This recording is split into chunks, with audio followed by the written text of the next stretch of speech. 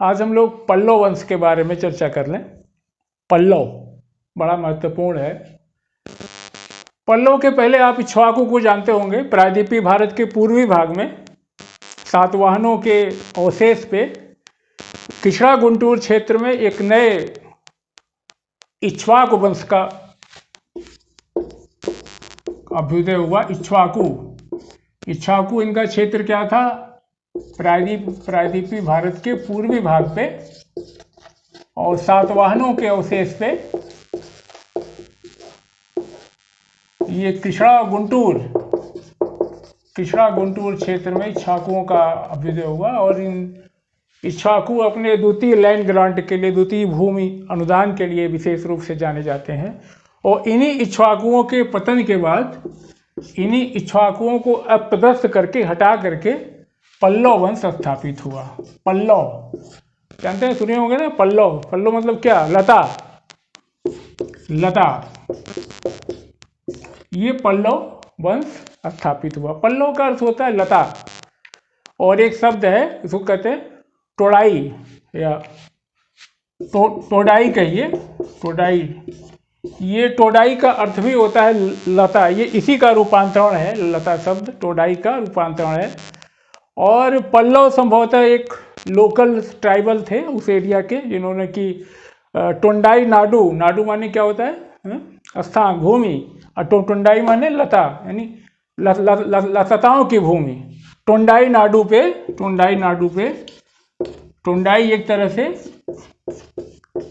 जो शब्द लता है, लता का ही रूपांतरण है। तो लताओं के भूमि पे पल्लवों ने अपना राज्य स्थापित किया। और प्रथम प्रमुख शासक इसके कौन हुए? सिंह विष्णु हुए प्रथम मुख्य शासक, सिंह विष्णु। और सिंह विष्णु बड़े प्रसिद्ध शासक थे। और हाँ, याद रखें कि पल्लवों की राजधानी कहाँ थी? कांची थी, जिसे कांचीपुरम कहते हैं। और कांचीपुरम बड़ा समृद्ध रहा 5वीं-6वीं शताब्दी में। आप जानते हैं वैदिक शिक्षा का बहुत बड़ा केंद्र हुआ करता था। तो प्रमुख शासक जो है, इसकी राजधानी कहाँ थी पल्लवों की? कांचीपुरम। जानते हैं आप कांची, वही कांचीपुरम इनकी राजधानी थी। कांचीपुरम बताया 5वीं-6वीं शताब्दी में वो वैदिक शिक्षा का बड़ा महत्वपूर्ण केंद्र है। बड़े सुंदर सुंदर मंदिर बने हैं। तो सिंह विष्णु हुए प्रथम प्रमुख शासक हुए। और ये बड़े ही प्रतापी शासक थे। इन्होंने उस समय के जो प्रमुख शासक थे, जैसे कि चोल थे, चेर थे, पांड्य थे, मलय थे, मालव थे, और आप कलभ्र थे, सिंघल थे, इन सबको इन्होंने हराया, पराजित करके अपना राज्य स्थापित किया। और ये सिंह विष्णु जो प्रथम मुख्य शासक थे पल्लव वंश के, इन्होंने जो है, सिंह विष्णु ने, ये वैष्णव धर्म के मतानुयायी थे, वैष्णव धर्म के बहुत बड़े समर्थक थे। और आप जानते होंगे कि मामल्लपुरम में जो आदिवाराह का गुफा मंदिर है, मामल्लपुरम में आदिवाराह का जो गुफा मंदिर है, केव टेम्पल है, उसको इन्हीं सिंह विष्णु साहब ने ही बनवाया था। लीजिए इसको, मामल्लपुरम में जो आपका आदिवाराह गुफा मंदिर है, उसको इन्होंने बनवाया था। बड़े मजे की बात ये कि इसमें जो है सिंह विष्णु ने जो अपनी दोनों पत्नियों की जो है प्रतिमा भी लगवाई है इस मंदिर में। जो है आदिवाराह का जो गुफा मंदिर है, इस मंदिर में क्या नाम था इनका? सिंह विष्णु जी ने अपनी दोनों पत्नियों की प्रतिमा भी लगवाई है। और इनकी राज्यसभा में आप जानते होंगे, भारवी का नाम सुना होगा आपने। भारवी बहुत बड़े विद्वान हुए हैं संस्कृत के। उनकी महत्वपूर्ण पुस्तक है किरातार्जुनीयम। क्या है? किरातार्जुनीयम, हाँ ठीक है। ये भारवी इनके राज दरबार में, इनके उस समय के कोर्ट में ये रहते थे। ये बड़े, जिन्होंने किरातार्जुनीयम की रचना की। ये साहित्य कला के भी बहुत बड़े प्रेमी थे। ये भारवी की बात हो गई। किताब का नाम क्या है? किरातार्जुनीयम। ये इनके दरबार में रहते थे भारवी, किसके? सिंह विष्णु के। इसके बाद जो दूसरे प्रमुख राजा हुए, उनका नाम था महेंद्र वर्मन प्रथम। इनके बाद जो इनके उत्तराधिकारी हुए, वो हुए महेंद्र वर्मन प्रथम। वर्मन है, ये वर्धन नहीं है, ध्यान रखिएगा। वर्मन प्रथम है, महेंद्र वर्मन प्रथम। ये जो है 600 से लेके कितना 630 तक, 600 से 630 तक राजा रहे। और महेंद्र वर्मन जो सिंह विष्णु के उत्तराधिकारी हुए, ये जो है विशेष रूप से ये भी बड़े बहुमुखी प्रतिभा के धनी थे। आपने एक पुस्तक का नाम सुना होगा क्या, हाँ, बड़े मशहूर पुस्तक है, क्या नाम, मत्त विलास प्रहसन। मत्त विलास प्रहसन लिख दे रहा हूँ, लिख लीजिए इसको आप लोग, लिख लीजिए। मेरी आदत है लिखने की, मैं कुछ न कुछ लिखता ही रहता हूँ, खाली मुंह से बोल के मेरा काम नहीं चलता। तो मत्त विलास प्रहसन, ये जो है महेंद्र वर्मन प्रथम ने, ये खुद ही बहुमुखी प्रतिभा के धनी थे। इन्होंने मत्त विलास प्रहसन की रचना की है। और एक महत्वपूर्ण बात ये थी कि जो बादामी के चालुक्य थे, पिछले हमने पढ़ा कि पुलकेशियन द्वितीय इसके शासक थे। पुलकेशियन द्वितीय इनके समकालीन थे महेंद्र वर्मन से। और चालुक्यों में और बादामी चालुक्यों और पल्लवों में जो संघर्ष इनके समय में प्रारंभ हुआ, वो आगे चलता रहा, बड़ा महत्व संघर्ष। कभी ये प्रश्न उठता है कि चालुक्यों पल्लवों के बीच में संघर्ष प्रारंभ कहाँ से हुआ था, तो आप बताएंगे महेंद्र वर्मन प्रथम के समय। और महेंद्र वर्मन प्रथम के बाद दूसरे हुए नरसिंह वर्मन प्रथम। नरसिंह वर्मन प्रथम हुए। और नरसिंह वर्मन प्रथम जो है पल्लवों के बड़े ही सबसे प्रसिद्ध और सबसे शक्तिशाली राजा साबित हुए। और नरसिंह वर्मन ने महेंद्र वर्मन प्रथम के बाद नरसिंह वर्मन ने कांची पे अपना अधिकार किया, कांची के गद्दे पे कब्जा किया और एक ही बहुत ही प्रसिद्ध और शक्तिशाली शासक हुए। इनकी उपलब्धियों में सबसे महत्वपूर्ण उपलब्धि है, इन्होंने सूरमार का युद्ध, मणिमंगलम का युद्ध आपने सुना होगा, जानते हैं ना, मणिमंगलम, मणि और मंगलम, बड़ा अच्छा नाम है ना, मणिमंगलम युद्ध। ये 642 में हुआ था। और पता आपको कि बादामी चालुक्य के बड़े प्रसिद्ध शासक पुलकेशियन द्वितीय हुए थे। तो पुलकेशियन द्वितीय को इन्होंने किन्होंने, ये नाम है, देखिए धुंधले हो गए हैं साहब, नरसिंह वर्मन प्रथम ने बड़े ही प्रतापी शासक थे पल्लव वंश के। इन्होंने चालुक्य शासक, क्या नाम था उनका, पुलकेशियन द्वितीय को पराजित किया। यहाँ मणिमंगलम के युद्ध में भी पराजित किया। और पराजित करके एक टाइटल धारण की, इसका नाम क्या था, वातापी कोंड, यानी वातापी के विजेता। वातापी वही होता है ना, वातापी बादामी, यानी जैसे गंगई कोंड चोल था, गंगई कोंड था चोलों में, इसी तरीके से वातापी कोंड की उपाधि धारण की, यानी वातापी के विजेता। और एक और महत्वपूर्ण उपलब्धि थी नरसिंह वर्मन प्रथम साहब की, कि ह्वेनसांग साहब भी कांची आए थे। याद रखिएगा, चीनी यात्री जो ह्वेनसांग 7वीं शताब्दी में जिन्होंने भारत भ्रमण पर थे, वो कांची में भी गए थे। और 641 ईस्वी में कांची में, कभी आता है अगर इस तरह की प्रश्न उठता है कि कंफ्यूज मत हो जाएगा, कांची में कहाँ चले जाएंगे भाई, नहीं गए थे, 641 में कांची में गए थे। और इनके समय जो है मंदिरों का काफ़ी निर्माण हुआ। और इनके समय का बनवाया हुआ एक मंदिर जिसका नाम धर्मराज मंदिर है, वो आज भी आप उसको देख सकते हैं, अभी भी है, 7वीं शताब्दी का बना हुआ धर्मराज मंदिर आज भी है। इन्होंने जो है मामल्लपुरम, जिसे महाबलीपुरम आज कहते हैं, उसकी नगर की स्थापना की। और द्रविड़ शैली में जो इन्होंने मंदिर बनवाए, किसने बनवाए, नरसिंह वर्मन प्रथम ने बनवाए। उस द्रविड़ शैली को एक विशेष नाम दिया गया, मामल्ल शैली। यानी नरसिंह वर्मन के समय में जो ये पल्लवों की बात हो रही है, बनवाए गए जो द्रविड़ शैली के मंदिर हैं, उन्हें एक खास तरीके के, उन्हें अलग से मामल्ल शैली भी कहा जाता है। और मामल्लपुरम नामक एक नगर की भी स्थापना की इन्होंने। ये इनकी महत्वपूर्ण उपलब्धि है। नरसिंह वर्मन के प्रथम के बाद दूसरे महत्वपूर्ण शासक हुए महेंद्र वर्मन द्वितीय। इसके बाद हुए महेंद्र, बहुत संक्षेप में इस पे हम चर्चा कर लें, महेंद्र वर्मन द्वितीय। परमेश्वर वर्मन हुए, परमेश्वर वर्मन।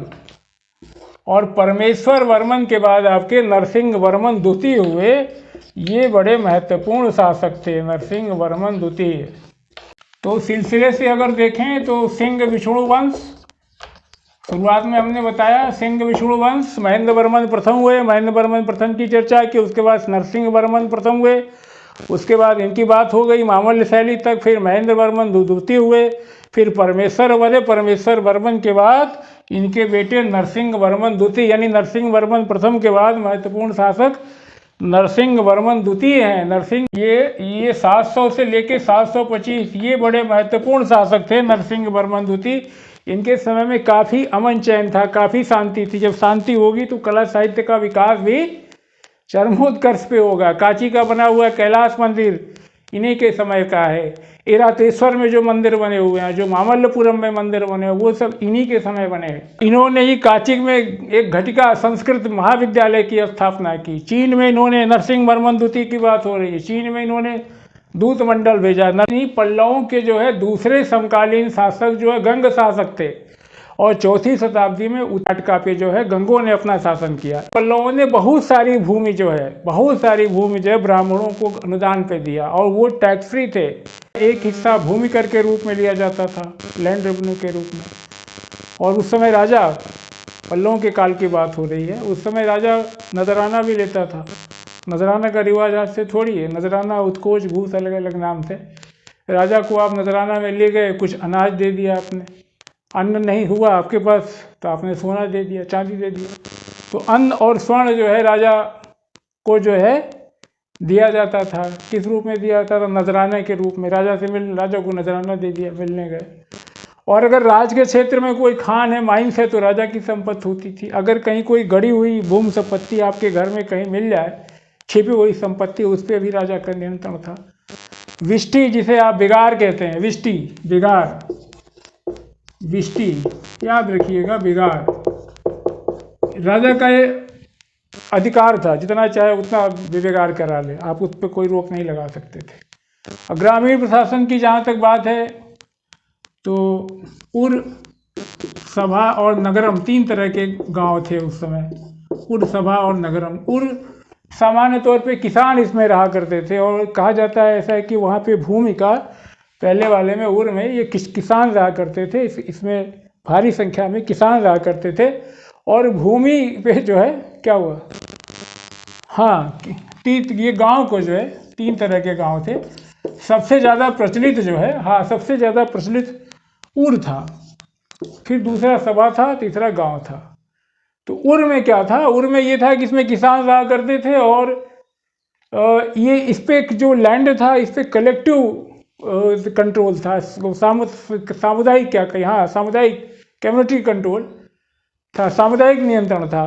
और दूसरा वाला सभा जो था, ये ब्राह्मणों की जो ब्रह्मदेय भूमि मिलती थी, जो दान भोगी थे ब्राह्मण, जो उनका स्वामित्व था प्रधानतः, वो इसमें रहा करते थे। ब्रह्मदेय भूमि, ये किसान रहा करते थे। नगरम तृतीय श्रेणी के गांव थे, तृतीय श्रेणी की ग्रामीण व्यवस्था थी नगरम, जिसमें हमारे व्यापारी और वणिक हुआ करते थे।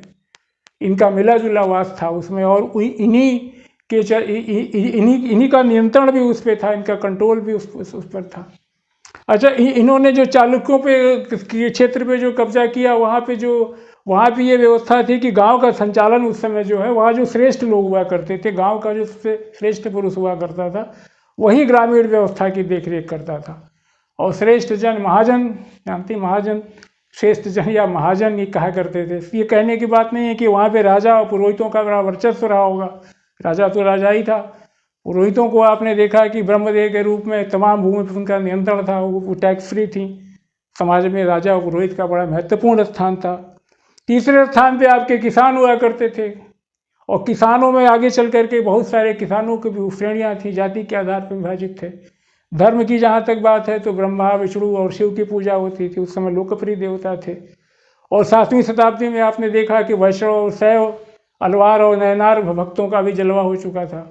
मामल्य शैली की बात जहाँ तक बात है, जिसे हमने पीछे पढ़ा, नरसिंह वर्मन शैली भी कहते हैं। द्रविड़ स्थापत्य कला की एक अलग शैली जो नरसिंह वर्मन के द्वारा स्थापित की गई, जिसे हम मामल्लपुरम शैली कहते हैं। उस मामल्य शैली की ये विशेषता थी कि रथ और मंडप दोनों साथ साथ, दोनों मिले जुले रूप में बनाए गए। और सर्वाधिक मंदिर इस तरह के जो है मामल्लपुरम में ही मिलते हैं। ये ध्यान देने की बात है। मामल्य शैली मामल्लपुरम में सर्वाधिक मिलते हैं। और मुख्य रूप से अगर आप देखेंगे तो मुख्य पर्वत पे 10 तरह के मंडप बनाए गए हैं। 10 मंडपों में आपका जैसे आदिवाराह मंडप है, पंच पांडव मंडप है, और 10 मंडपों में जैसे आदिवाराह मंडप, पंच पांडव मंडप और रामानुज मंडप। और आगे अगर आप देखेंगे इसी तरीके से तो रथ शैली का विकास हुआ। रथ शैली के मंदिर एकाश में है। इन्हें जो है रथ शैली के मंदिरों को सप्त पैगोडा भी कहा जाता है, यानी 7 रथ मंदिर।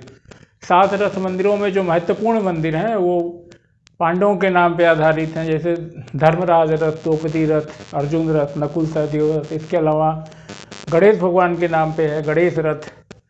और इस तरह से 7 रथ मंदिर हैं जो, और इन 7 रथ मंदिरों में सबसे महत्वपूर्ण रथ जो है वो धर्मराज युधिष्ठिर के नाम पे है, धर्मराज रथ। और धर्मराज रथ सबसे प्रसिद्ध भी है और सबसे महत्वपूर्ण भी है और सबसे बड़ा रथ भी है इसमें।